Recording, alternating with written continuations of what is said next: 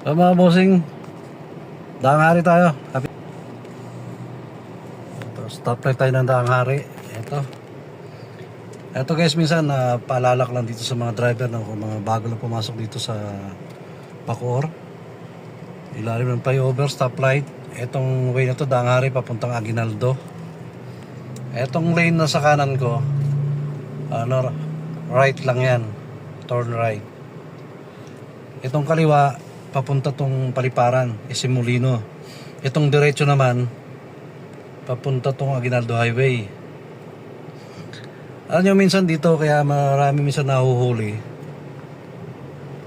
iba pumapasok dito sa lane sa right kahit diretso sila. Pagdating dyan sa ilalim, huliin kayo dyan.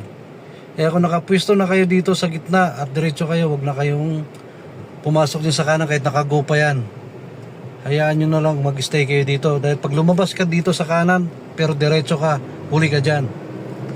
Pagka kayo pumasok din sa kanan, wag na kayong umalis sa lane nyo para iwas violation. Alright, ito tayo.